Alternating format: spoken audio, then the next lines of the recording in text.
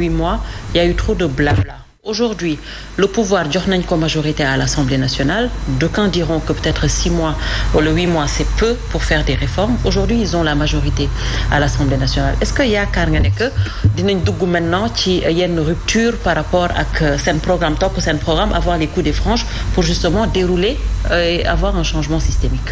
Waaw, xam nga j'évite les clichés. Changement systémique. Souverainisme, le projet, xam nga yooyu yëpp c'est très beau à entendre, n'est-ce pas? Mais dans les faits, c'est autre chose. Maintenant, jox nañ leen lenge yi comme on dit. On leur a donné carte blanche. Waaw, xam nga nag c'est trop tôt pour les juger. C'est trop tôt pour s'imaginer fan lañ bëgg a dem. Parce que il y a un délai de décence. Même délai su amee am na période yoo xam dañuy ñëpp toog xaar. Avant ñu commencer wax si muy si kër yi ak fu nekk donc on doit leur donner un délai de décence may leen. Cela dit, démocratie c'est pas le consensus mou, c'est pas ay masla nëpp loolu yooyu. Soo gisee problème dañ ko war a wax, su commencé fël sa njëlbeen ga dañ ko war a wax. Comme Georges Pompidou, le président français et condisciple de Senghor, amoon l'habitude di ko wax. Quand je vois le nœud gordien d'un problème, je le tranche. Soo gisee problème da nga koy wax. Donc ni ñu commencé nii ni ñu wax dégg nañ ko. nit ñi yaakaar nañ ne demain on va pouvoir raser gratis. Est-ce que problème yooyu hérité ñu ko doyen comme ni ñu ko waxee fépp. Ils ont hérité un pays bu nga xam ne. mais bi ci dugg nag xamoon nañ ko nag quand même c'est trop facile. wax nañu ko un pays très difficile bu nga xam ne sur le plan des finances ak surtout gestion de l'État boo koy xool foo ko takk weesu na ko ci ay jafe-jafe. Est-ce que duñu leen muñal fii ak 1 an 2 ans pour ñu mën a ñoom doxal jéem a joyanti jafe-jafe yi nga xam ne fekk nañu ko fi. xam nga wax naa ne on les a félicités. On l'a prié pour eux. ñi ngi leen di ñaanal ñi ngi leen di wax suñ sañoon ngeen réussir du dëgg. Sénégal def nañ loo xam ne ñu ngi koy commencer gis ailleurs. Par exemple aux États-Unis bi Donald Trump gagné Kamala Harris daf ko félicité ko. Et dans d'autres pays c'est comme ça. Donc il y a une normalisation de la démocratie ici. C'est très bien. Léegi nag may leen ñu 1 an wala 2 ans. déedéet nañ def ndànk. dañ fi am lu ñu fi fekk nag de. dama ne xaaral ma wax la ñu fi fekk ñoo ko nangu ba ñu ko ñoom ñoo ko góobe.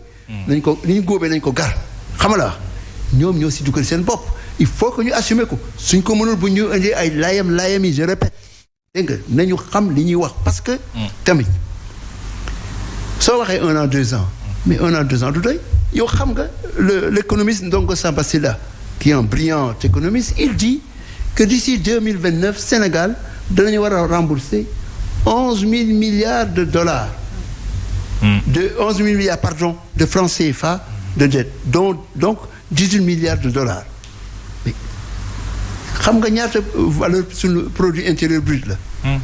rax si dolli Sénégal les agences de notation Moody's, Standard & Poor's et bientôt Fitch l'ont dégradé.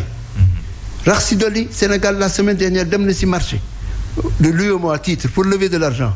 il cherchait 130 milliards de francs CFA. 90 milliards la ñu am ça veut dire qu'ils ont été punis par le marché. Ensuite le Fonds monétaire international banque seen loxo parce que dañuy wax ne 2025 juin li ñuy joxe waat xaalis xam nga une institution comme ça su defee loolu ça veut dire que du ñu bouger sans voir clairement fan la ñuy di dem xam nga. mais est-ce que c'est de leur faute? Parce que ñoom bi ñu toogee il y a eu la dernière fois cette conférence de presse du gouvernement lan la ñu wax ne que ces chiffres ont été maquillés parce que c'est après cette sortie que la ñu gis dégradation peut-être yi nga cité tout à l'heure donc est-ce que du un peu la faute au régime précédent? xam nga tubaab ne qui s'excuse s'accuse rax si dolli soo ñëwee ba jël dara da ngay bàyyi excuse yi wax naan ñeneen ñoo ko fi def ak lii ñu fi fekk ak yu mel noonu. kon vous attendez pas ça de xaaroo ne que ñu taxaw. dama ne nañu wone li ñu mën jox lañ leen lenge yi s'ils sont capables ils doivent commencer de façon concrète à dire aux Sénégalais ce qu'ils doivent entendre. Cet après-midi j'ai lu avant de venir ici le communiqué du Conseil des ministres là la gis un discours flagorneur d'autocélébration di tàgg seen bopp un discours boo xam ne dont la verbosité laa la wax laisse à désirer. C'est pas comme ça qu'on va avancer. C'est pas comme ça que les investisseurs vont venir. C'est pas comme ça qu'on va sentir que le Sénégal est enfin debout et comprend. da nga xaar ay actes yu concrets par rapport ak ce qui va se passer. gis nga ces gens que je vois là. ce pouvoir là man nekkuma fi pour critiquer leen ah. Sénégalais yi ñoo far le peuple est roi. lu ma mën a def pour jàppale leen dinaa ko def. en tant que Sénégalais. mais dama ne la tamit nañ wax li nga xam ne mooy li am. ñoom lii ñuy discours yi ñuy def nii. c'est pas des actes. et je ne les vois pas dans le court terme mener des actes. J'ai interagi avec ñenn si ñoom ah. am na ñu ma si waxal qui travaillent pour l'État ici. Dans des domaines de l'énergie, de la formation et d'autres. Je ne sens pas de répondant. Cet après-midi, j'ai un ami d'un des plus grands pays européens, l'un des grands patrons de l'Europe, daf ma woo. Ne écoute Adama, j'ai tant avec des partenaires, on veut investir au Sénégal. On peut faire des centrales électriques, on peut faire des photovoltaïques, on peut faire ceci, cela, on peut financer. L'argent est là, il n'y a pas de l'AMI encore une fois. Patron de patron là la wax. Mais xoolal, il n'y a pas d'interlocuteur. C'est un État aux abonnés absents.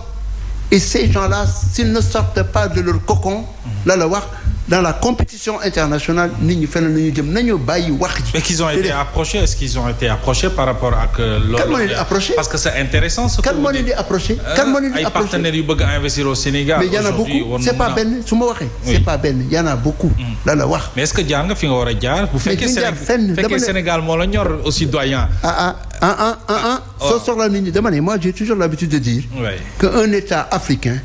Même celui qui a le certificat d'études primaires yaa ko soxla. Parce que mën na dem dans un village jàngale fa 1 + 1 = 2. A B C D mën na ko jàngale. Donc il peut être utile. ñoom ñoo soxla nit ñi. Il faut inverser la tendance. ñoom ñoo wax il faut un État juste, souverain, équitable ñoo koy wax. Mais il faut qu'il commence à apprendre que le temps de la gestion verticale est révolu. C'est la gestion horizontale. da ngay wax ak nit ñi amul ay kilifa fii ah. yooyu xewi na. yooyu xewi na da ngay wax ak nit ñi. gis nga aux États-Unis Donald Trump vient de nommer Elon Musk. Qui était dans l'espace etc. Quel mandat la ko jox? Démantèlement de la bureaucratie américaine. Démantèlement de la bureaucratie américaine. Vous pensez que chez nous aussi... Ça, c'est la politique américaine. Ah, mais c'est la politique américaine. Oui. C'est un modèle qu'on copie en matière de démocratie et autres. Non. C'est ce qu'on appelle le benchmarking. Quand quelque chose marche ailleurs, on reste pareil dans un aplomb avec des certitudes sénégalo-sénégalaises. Déedéet. Dañu ubbeeku xool di xew les meilleurs modèles qui existent et essayer de les importer. Et donc, je dis, ces gens qui sont au pouvoir, ils ont été élus. Ils ont été confirmé. nañu xam ne ñoo soxla nit ñi. nit ñi duñu ram seen ginnaaw benn ñaar waxtaan bi duñ ko noppi lu toxul dañ koy wax.